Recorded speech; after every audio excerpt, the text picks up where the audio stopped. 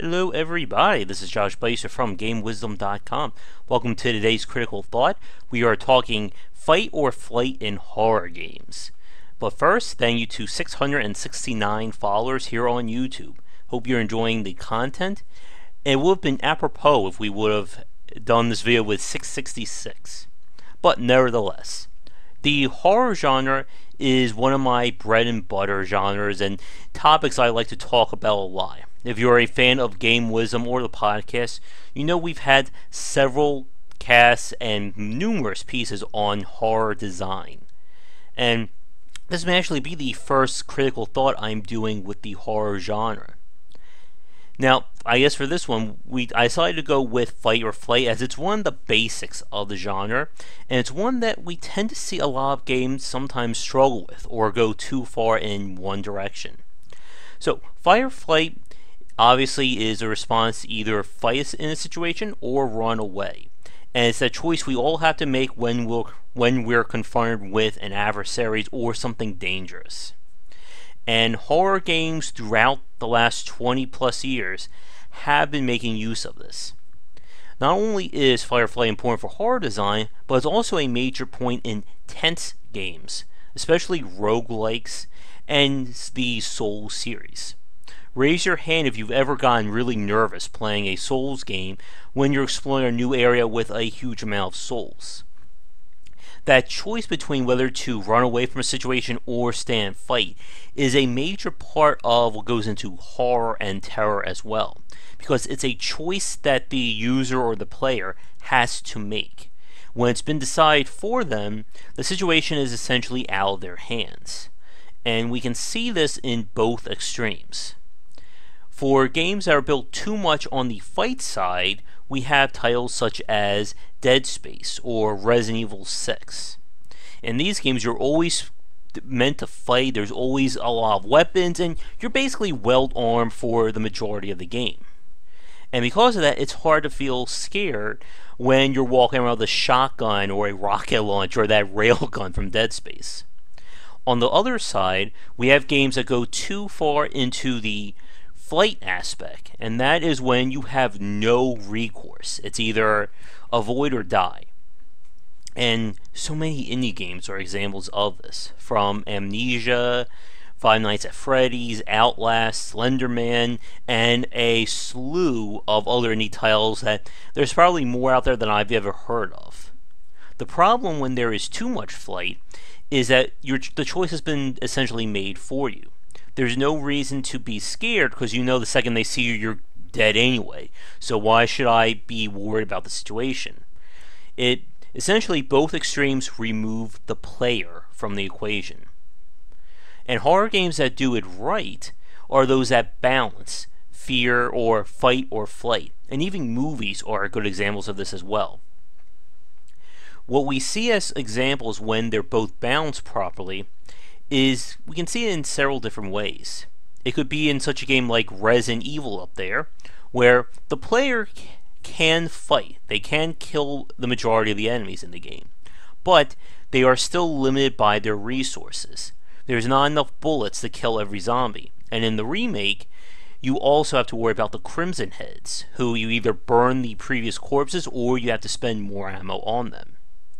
Now, there's also having different tiers of enemies. You can have the grunts, who you just kill them, they're nothing, mid-boss or stronger enemies, and then you could have something that is just suicidal. You literally cannot fight this thing. And Alien Isolation is a really good example of that, with the alien essentially being the alpha antagonist, something that cannot be killed in any way. You can maybe stun him or scare him off, but he's always going to be there as an ever-growing presence. Now, one of my favorite horror series is the Fatal Frame games, where they basically assault you with enemies from all sides. You never know when a fight's going to happen. And the developers were evil enough to have random sound effects. So all of a sudden you're playing here, or you'll see something crazy just pop out from nowhere. And it literally scared me in the middle of broad daylight at GameStop when I played Fatal Frame 3. That's how good it was that the game got me that way. But when it comes to balancing fight or flight, as I said, it's about both. And one of the things you want to avoid is essentially, I guess, hamstringing the game into one or the other. When it comes to action or the fight side, we see this with having arena set pieces. Games like The Evil Within, going back to Dead Space, and even Resident Evil 4 through 6 that I've played have had these, where all of a sudden, the doors close and you're trapped in an area with 10 or 15 guys you have to kill. And while that is a great moment, it's not a great horror moment because, again, the choice has been removed. You're going to fight these guys or you're not getting out. Likewise with flight, as we said with series like Five Nights and Outlast Amnesia, where you don't have any means of really defending yourself. You're basically just starving off, you're basically buying time. But we can also see this in horror games where the fighting is so horrible that it makes you not want to play it. And my example here is Rule of Rose, a criminally underrated game in my opinion. It had some very amazing parts I could dedicate a whole critical thought to. But it also played into a lot of the annoying tropes of the flight-focused horror games. You played a teenage girl who her weapon, I think, was a knife. It could have been a butter knife, and she attacked like this. That was how she was attacking these enemies. Now, of course, she was a little girl or a teenager, so we're not expecting her to do jumping slash attacks and Ninja Gaiden-esque moves. But the point of fight or flight is if you're going to fight, you should be fighting. You should be, flailing around for dear life. It should be life or death struggle. And some of the best horror movies have elevated that, or have shown that, where the character obviously wants to run, but they're forced to fight. Two of my favorite movies would be like John Carpenter's The Thing and Evil Dead 2. Evil Dead 2 has this amazing scene that I've talked about every time we bring up fight or flight. And that's when Ash has to go into the cellar, and you can see the look of terror on Bruce Campbell's face as he's going down this place. And despite having a shotgun and his chainsaw, he's still terrified. And when the protagonist shows that off, it terrifies the audience, because it's essentially like, oh, if they're terrified and they have all this stuff, then, I should be, nervous as hell for them. And that's the point about when fight or flight works. When you put that choice, it essentially makes you start questioning, oh, do I run? Do I stay and fight? But what if I run out of ammo? But what if the thing catches up to me? What if I can't get away? When you start having these elements, it really elevates the terror. I have a partial design document that I wrote for my dream horror game up on Game Wisdom, that this would be my ultimate idea that I would love to make. It essentially takes everything that I know about horror and what has scared me in the past and amplifies it. And when I think about the idea, it puts me on edge. So if it does that to me, it would probably cause a few people to have a heart attack if they ever played it. But that's the thing about horror design. It really is built around a number of genres and mechanics. Credit, of course, goes to what many people consider the original survival horror game, Alone in the Dark. Now, of course, there were games with horror elements before then, such as Sweet Homes for the NES, but Alone in the Dark is considered the first game to be dubbed survival horror. And when you play that game, it combines multiple genres. It's not just an action game, and it's not just an adventure game. It combines action, adventure, exploration into one thing, and that's sort of how the genre was given birth. Now, of course, it had its own share of weird combat. One of your strategies was to literally just fist fight everything. So if you've ever wanted to punch a zombie in the face, that's the game for you. Now, there is one other genre, or one other example I want to bring up in terms of combining fight or flight, and that is the first Condemned game. One of my favorite games of the horror genre. Condemned really got that balance right. You're one guy alone fighting psychopaths, but you always have a weapon. You have your gun with limited ammo. So Instead of you being completely weak, you were able to fight these guys, normally in one-on-one. But where the terror came in was the fact that you never knew when they were going to show up. You'll hear like random noises off in the distance, or you may hear someone muttering to themselves in the other rooms. But all of a sudden, you could be walking around, and a guy may just turn the corner, screaming and brandishing a knife or a club and try and kill you. While Condemned 2 didn't work as well in that regard, it went too much in terms of fight, there's a really effective part where you're in a cabin in the deep wilderness. I think you're in Canada or Alaska or something, and you're basically alone in this massive house with there's very little sound effects, and you have to explore while hunting guys who are trying to kill you. Just a really effective part, again, about building that tension of that you have to fight, but you just don't know when it's going to happen. And again, it goes back to not taking away the choice.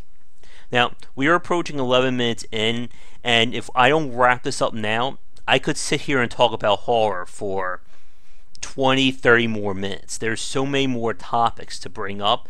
There's so many more I could talk about with Rule of Rose, there we go, Resident Evil Remake, and a lot more. If you have a particular topic regarding horror that you would like me to embellish on, trust me, I can talk about just about anything with horror. Let me know in the comments below. But to wrap up this critical thought, again, effective horror requires both fight and flight to be present in a game. Go too far in one way, and you either have an action game, or you have something very passive. And more importantly, the passive experiences tend to be very repetitive and they don't last as long. But talking about effective pacing in a horror game, that's another 15-20 minutes easily. So, thanks so much for watching today's Critical Thought. Of course, if you enjoyed, be sure to comment and like and subscribe to the channel. Before we wrap it up though, I just want to let you know of some important announcements. Yes, the calls are coming from inside the house. There is something right behind you over there. And the radio should be blaring right now. And we should all be getting a call letting us know that we have 7 days to live. Now, what's really funny is when I watched The Ring, that actually happened. That I got a call right as I was finishing something up. And it just... Well, you think I should go answer that? I'll be right back, folks. Let me see what that is. Anyone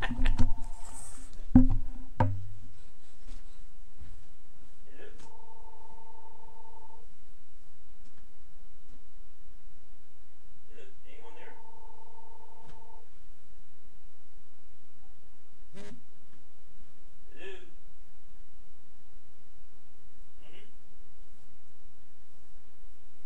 All right. Well, thanks for calling.